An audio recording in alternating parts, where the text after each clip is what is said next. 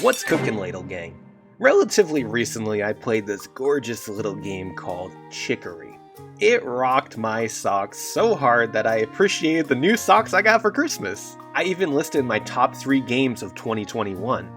I didn't have any intention of talking about it in a video until old YouTube did a good for once and smacked the soundtrack in my recommended videos. 2 hours, 36 minutes, and 41 seconds later, I looked at myself in the mirror, eyes watery from the onion that I left on the bathroom sink, and said, "You will make that review, you turkey boy."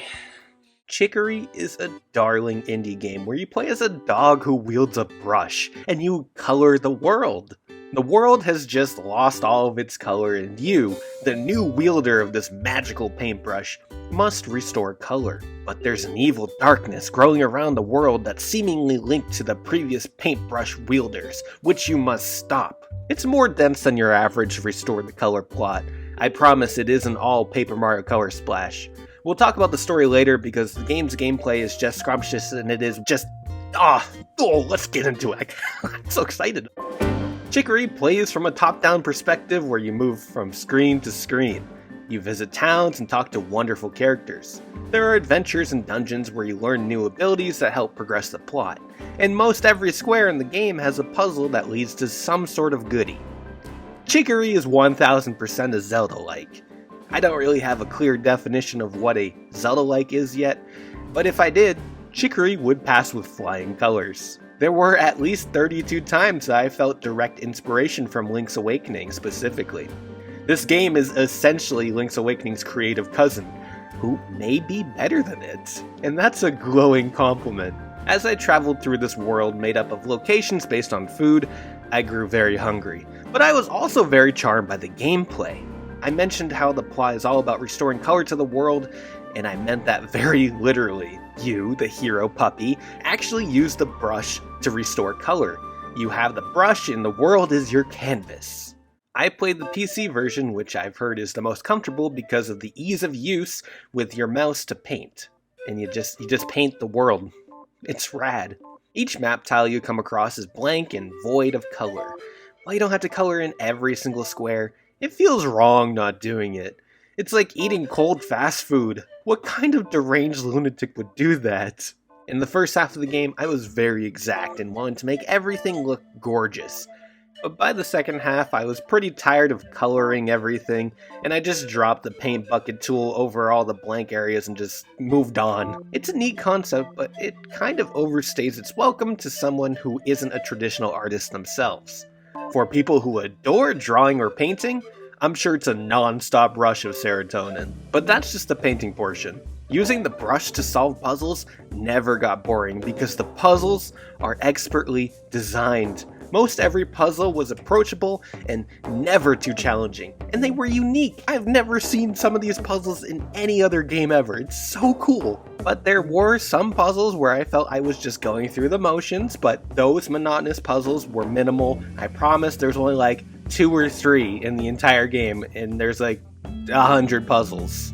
Like, it's minimal. This game's awesome. My deepest criticism of Chicory goes to the bosses. There is very little combat in this game. It's actually just exclusive to bosses. These fights are very simple. It's all about dodging attacks and moving your brush on the boss as fast as possible. It's a little too simple and I would have liked some more depth to it, but it's serviceable. It's also destined to be compared to Undertale because of the dark colors on the fight and the bullet hell design. Boss segments are few and far between. They're fun, but they don't excite me in the same way as the basic exploration and puzzle solving do. Although, the music during the bosses slap.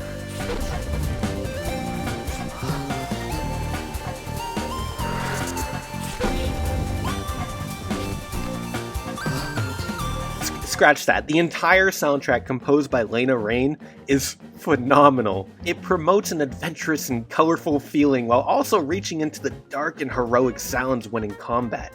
The soundtrack is the definition of chef's kiss. I'd pay the asking price of the game just for the soundtrack alone. It's such a treat. They even got Emmy Evans on the credits song, who's famous for being the main Nier vocalist. And that song goes so hard. You know, people always talk about songs hitting hard or going hard, But what about the songs that go soft? The ones that feel like a warm hug? Because Chicory has got those too.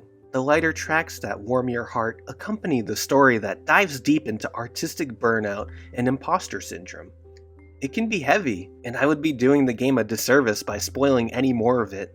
Oh, well, I guess I can tell you that my main character's name was Turkey because I was craving turkey when I booted up the game the first time. Damn, I still want some turkey. Chicory is an emotional game, one that I won't forget, one that has helped me in a more troubling time. Its themes that cover the mental strains of being an artist resonated with me. Its story will stick with me for years to come. Chicory is one of those games that reminds me I'm human. This game was a comfort blanket to me when I played it. I highly recommend it, especially when you feel exhausted from your artistic passion, whatever it may be. 9 paintbrushes out of 10, baby.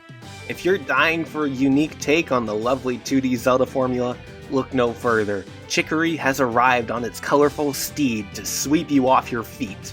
Get out there and paint the world with color and happiness, my friend. I'll be here, wanting turkey and appreciating my Christmas socks. Oh yeah. Butter gone. The dog with the butter.